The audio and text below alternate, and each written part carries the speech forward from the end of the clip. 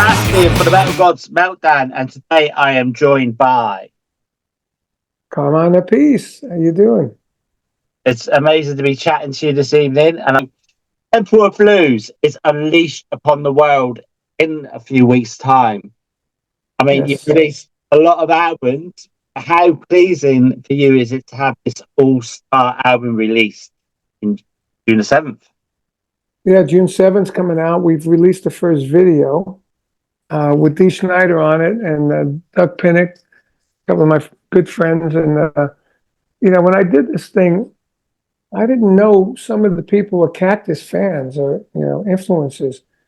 We've got Steve Stevens on. He's a friend of mine. I call him to play on it. And he said, man, I'm a big Cactus fan. I said, you are? He said, yeah, I'm from Brooklyn. Cactus was a big band in New York in the day.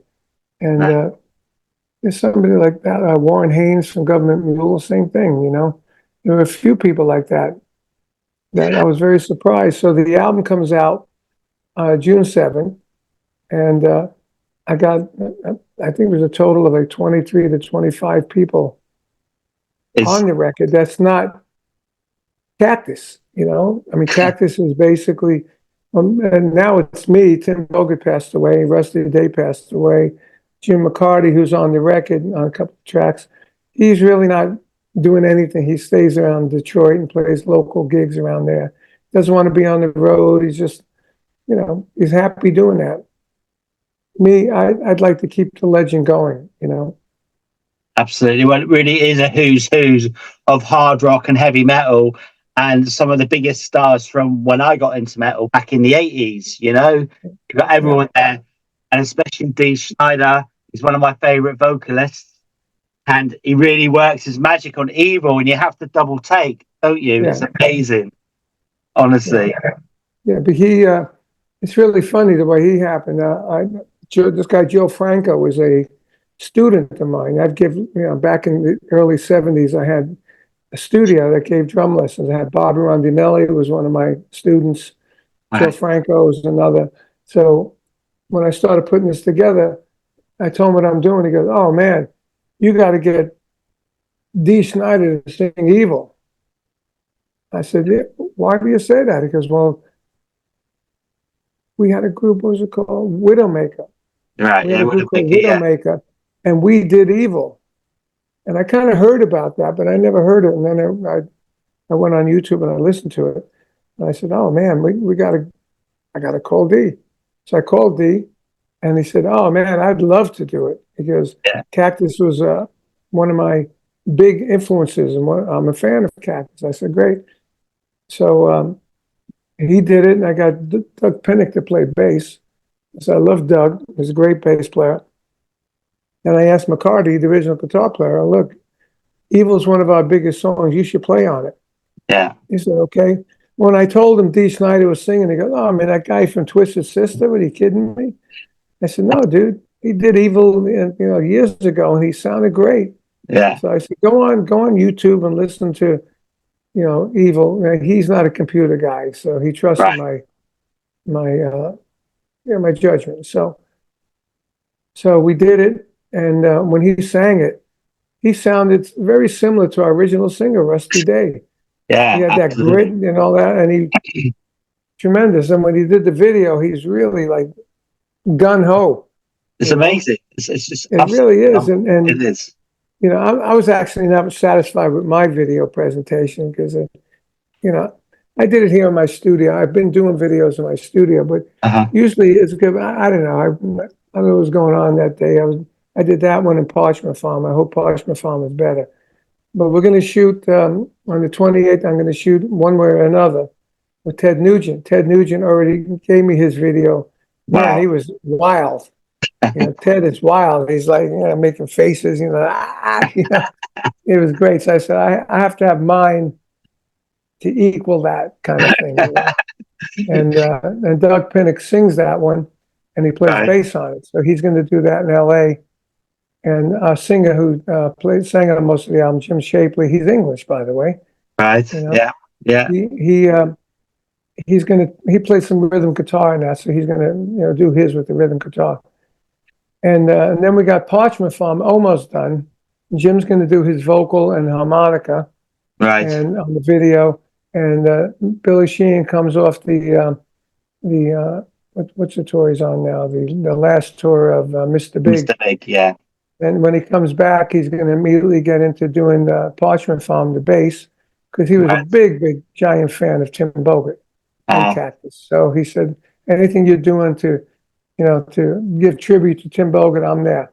So he's there. He did 2 tracks on the album. He did the other one that has Tim Bogert's bass solo on, so he did the bass solo, which is tremendous, So we got him done. He's got to be done. We got McCarty done. I'm done.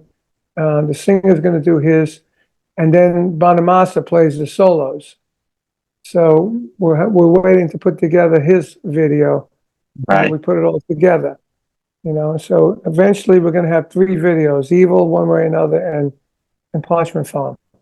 And the label's really behind it, because this whole thing was the owner of the label, this guy Brian Pereira, who owns the label, good friend of mine. Right.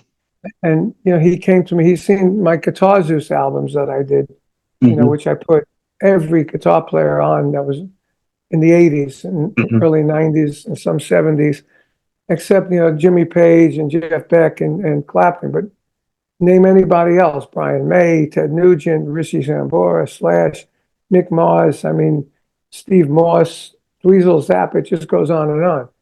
So he knew I did that. He says, "You think you can do an album with Cactus that has all the influences that people were influenced by Cactus?" Yeah.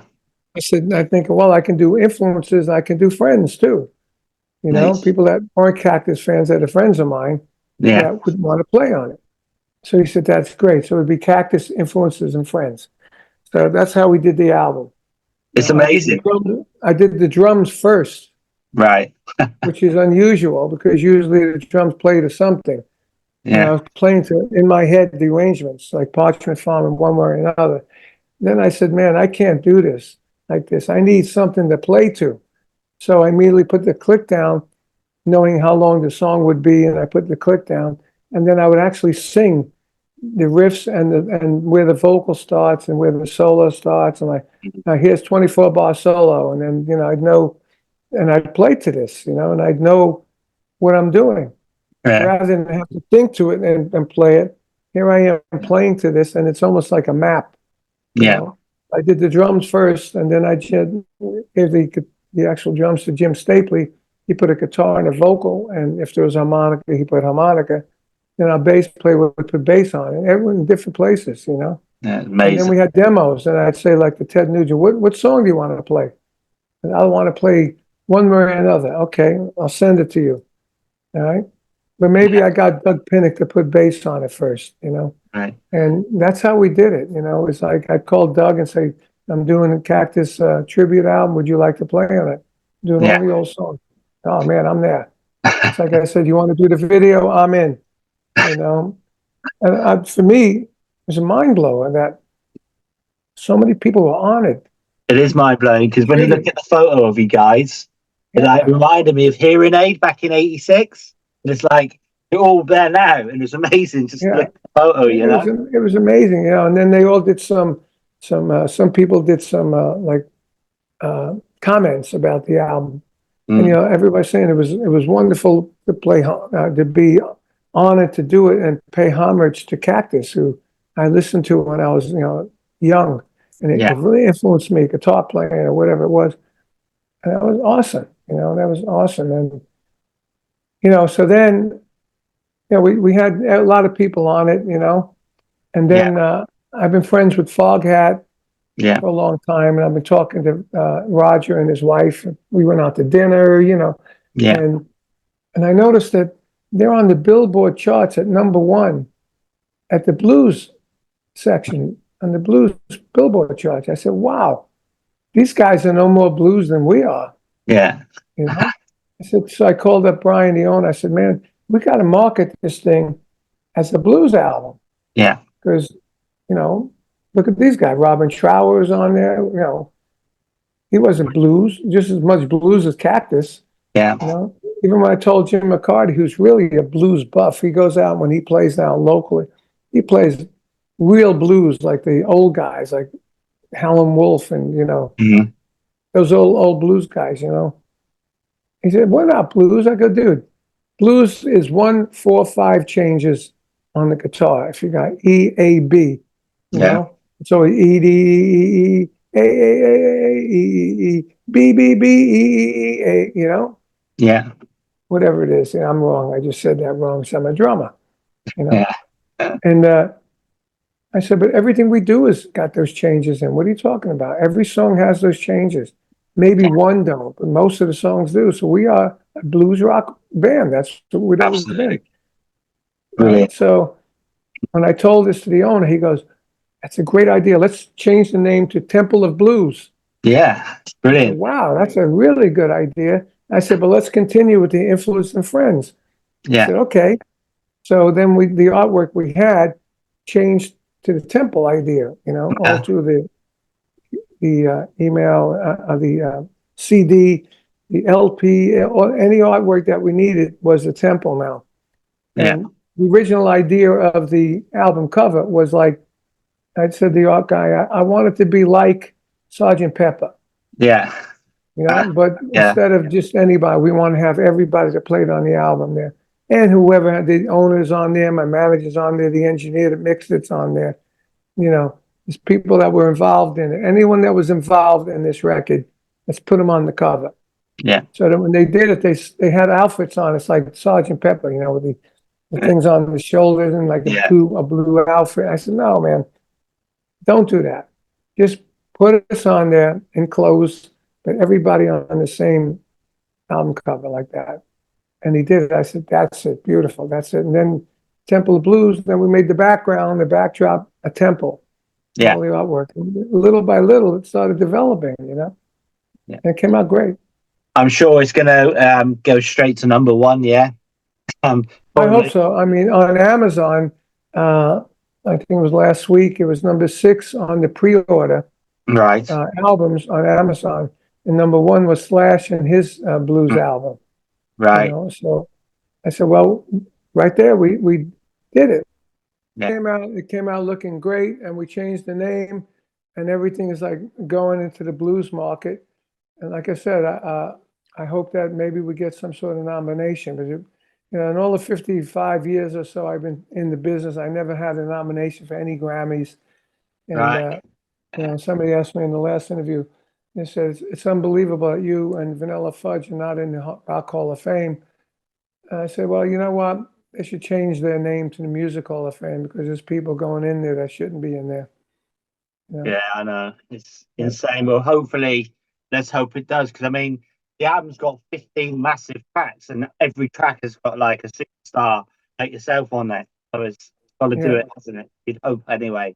Yes, I'm real proud of it, because I produced it and I put it all together. I'm real happy about it. I'm as good and happy as when I did the Guitarists record, when I had all these different guys come on it, Mhm. Yeah, honestly, it's amazing. I want to go back and to Dee Snider Evil, because I am a massive Twisted Sister fan for my sins. Um, is there hope?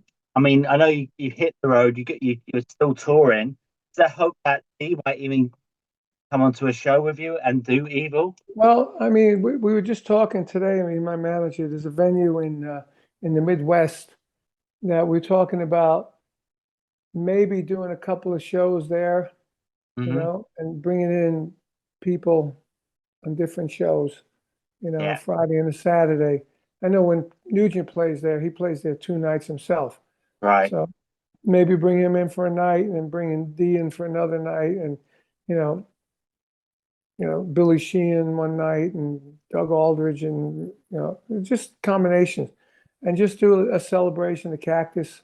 Yeah, man, that'd be And, amazing. I mean, what year are we in now? Next, 2024. even if we did it next year, to be the 70 is what? How many years? 50? That's 50 years. Yeah. That'd What be, amazes me though with you as well is at your age, I'm in my 50s and I'm falling apart, but you're still going. That's I'm amazing. falling apart too. I have a gym. I'm in my studio. It's in the guest house here, and I got the studio drums behind me, and there's like a kitchen I'm in, and that's where my room mics are. I also have a treadmill and weights and stuff Yeah. here, and I got my practice pads. I practice on the pad a half hour, and then I go to the weights, and then to the treadmill, to the weights and sit-ups, and then I have the Apple Watch, and I put on the indoor run. It Right. tells me how many calories and what my heart rate was and all that. So I eat good, you know, Yeah. and I have my ailments, but you know, one of the ailments prevents me to go into Europe and anywhere out of the States. Because when Right. last time I did that, I almost died. So I'm not going to Right. do that no more. I was out with my brother when we did the peace. What do we call it? I forgot the name of the album. Anyway, we did our album, and we were traveling all over Europe and packing every places, and we were on SPV, and I said, man, this is going to be a big act for us, because we just started building it. Yeah. And Sinister was the name of the album. Mm-hmm. And we were in Canary Islands, and it's packed out, and I ended up not playing, and it took me a week to get home. Right. And because of that, I almost died. I said, you know what, I can't do that no more. Yeah. So unfortunately, I have to stay in the States. Yeah. But there's still a lot to do here. It's a big country, you know. Absolutely. Well, I mean, that's the wonders, though, isn't it, of the internet? Because that was one of my questions I was going to ask you earlier, which I had dropped out. I was going to say it must have been such an easy process to get the fellow musicians together in the 21st century, rather than back in the day when you started out. It just would not have been possible, would it? Really? Just Well, you couldn't record like this, that's for sure. You all had to be in the same room, and for me as a drummer, I hated it, because the way you do it, you get the band, you play like a just a demo of the song, and then you go in and you put the drum track down. Sometimes it's like 15 takes, but after like the first 3 takes, it's useless. You have a producer keeps you going. Yeah, it's a pain in the ass. So finally, I learned in 1982 to work with a click and do with Dwayne Barron, who went on to do Ozzy, No More Tears, and a few other big projects. And me and him experimented with getting the big drum sound at Pasha Records, who released the Quiet Riot big albums.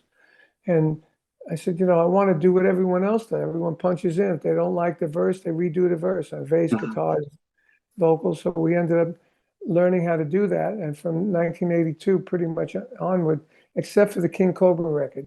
I don't know why we didn't do it then, but we didn't. That I was able to punch in. So the band would put down a demo, and then I go and play drums to it, and then I listen to it. I do 2 takes, and I go, okay, I like the second take better. But I didn't like the verse. Let me punch in the verse.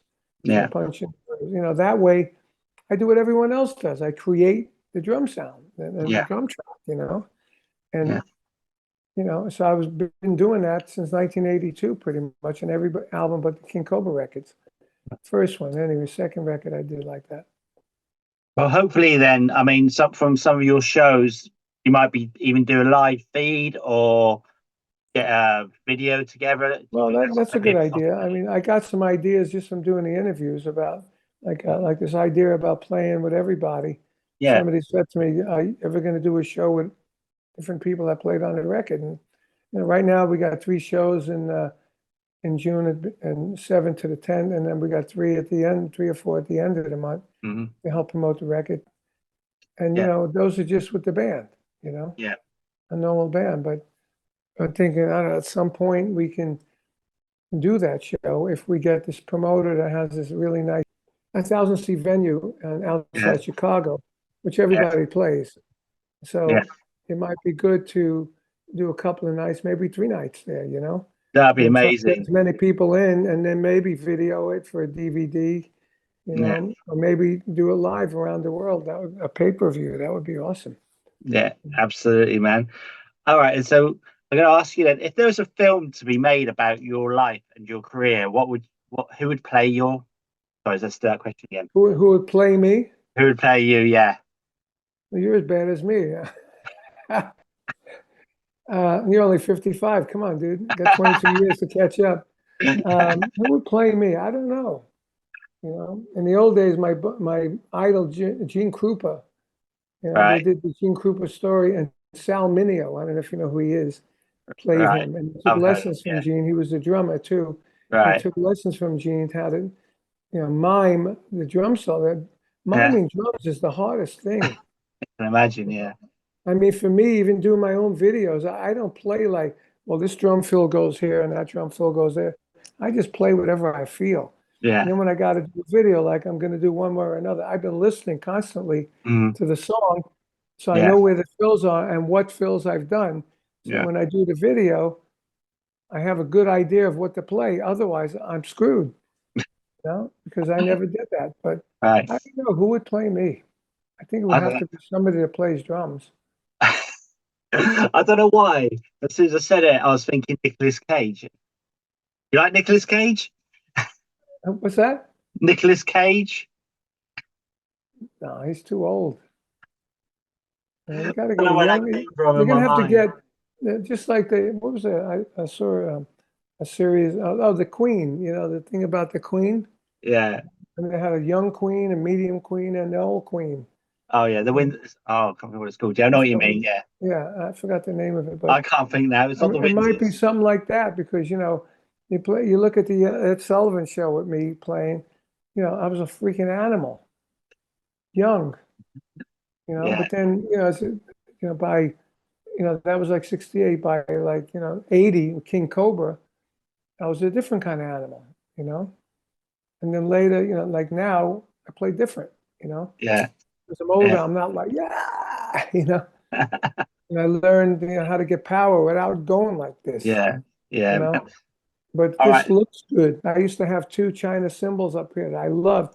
I would go like this, and I play here and then go like this and twirl the sticks. And Yeah. then what? I got 2 rotator cuff surgeries. Right. Being up here, I was on stage with Michael Schenker when this Right. one happened. I hit my China like that. I got this pain from my wrist all the way up my arm. I took my arm down, over here, and it was stuck. I couldn't move it. Man. I'm on stage, and you know how Michael plays. It's always like Yeah. this, like this. So I'm trying to get his attention. Michael, I can't do my solo. Michael. Nothing, I Yeah. ended up doing a solo with my arm over here, Right. playing the tom-tom like this, It was the worst solo, probably one of the worst solos I ever did in my career. But, so that's what happens, Right. All these Yeah. drummers that are playing now, and they're all like this. And I said, man, in 20 years, watch those shoulders. Well, that brings me nicely on to my next question then. What would you say has been the most memorable solo you've ever done? A memorable one. Yeah, most memorable. Well, one of the best solos I did that we recorded on tape, or it really back then it was tape. Yeah. Actually, was near the beginning album of Vanilla Fudge, where the one side was complete, called the break song. We all did individual solos. And I had my big maple drums, same drums I got for Bonzo, Yeah. and had that big fat drum sound. And one of the best recorded drum solos. The other one, number 2, would probably be with BBA Live at the London Rainbow that just came out. Right. That was a tremendous solo on there, for me anyway. I mean, different, like the guys today, they do all this unbelievable stuff, but there's no dynamics in it, just one level, it just keeps going. And there's no like theme to it, like if you ever watch Buddy Rich, who's the greatest drummer, he always has a theme that he comes back to.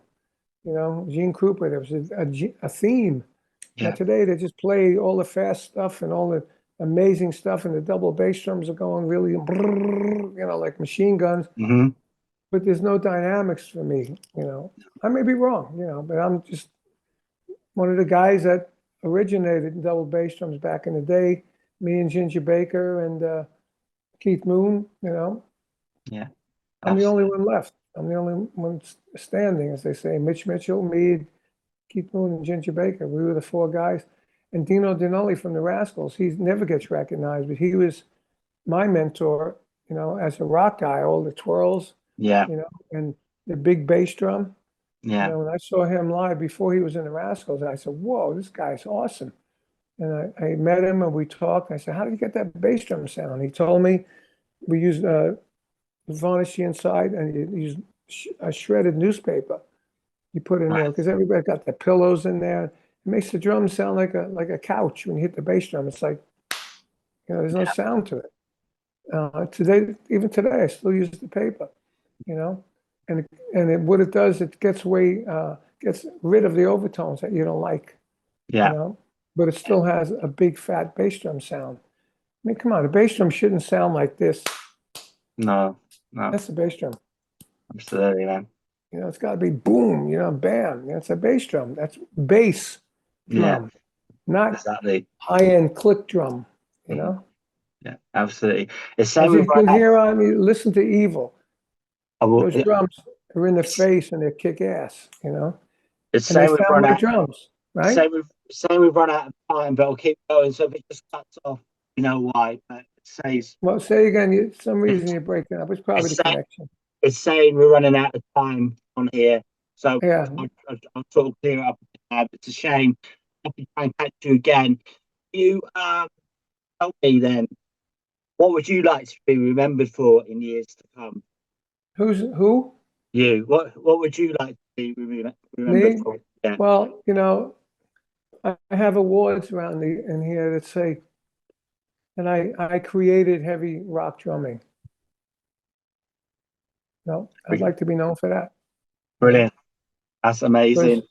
Because in those days, nobody played like that. Everyone played wimpy. I was like beating the shit out of the drums, man. You know? Absolutely, man. Can you tell us then why we should check out the new Cactus album? Why? Yeah. Why we did it? No, what? Can you tell us why we should check out the new Cactus album? Well, because we buy it. It's even if you haven't heard Cactus, we wrote some really good songs and it influenced a lot of these people that are on it, and they all can't be wrong. No, they all can't be wrong. And there's a difference if you listen to the original and you listen to these. I think this album has better production than we did back in the day because everything's progressed, and it's kick ass. It's great stuff. Everybody's playing like musicians should do. They play. It's not like, you know, here's the verse, here's the right fill. Every time you hear that song, it's the same fill. Well, here's a guitar lick, guitar solo. It's the same solo every night. You know, this is musicians really, you know, like feeling what they want to play. Yeah. You know, their own feel what they want to play. I didn't tell these guys what to play. I told them to listen to the arrangement, play certain riffs that need to be there. But as far as like Ted Nugent, he totally changed the vibe on one way or another. Yeah. When I first heard it, I go, oh, he's not playing the riff. But then I said, you know what? I really like what he's playing. So I left it. You know? Amazing. And honestly, that's the way it is. It's been amazing to chat to you. I'm sorry about the glitch. I want to wish you all the best for everything the rest of the year and that. Do you have any final words for your fans, our viewers and listeners? Well, all I can say is thank you, everybody, for letting me do what I love to do. You know, I live in Florida. People say, you play golf? I said, no, I don't play golf. You do anything for a hobby? I said, I play drums. Exactly. And that's it right there. You know, I play drums. Yeah, I love playing drums. I love creating music. And I thank everybody for, you know, back in the day, I mean, my career is when the older career is when I really made my name, made my, you know, all the money and all the, you know, big tours and all that stuff. Yeah. Now I don't do that, but I'm still here and I'm still playing and releasing cool stuff like this Cactus record. I just thank everybody for keep letting me do what I do. All right, man. Thank you so much. It means the world to me. And hopefully, hopefully you do get to do live stream. That'll be amazing.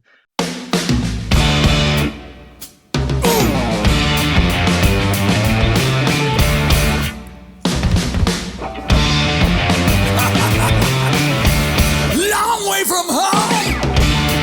Can't sleep at night. Ring your telephone. Something ain't right. And that's evil. Evil is going on. Well, I'm warning you, brother. You better watch your happy home.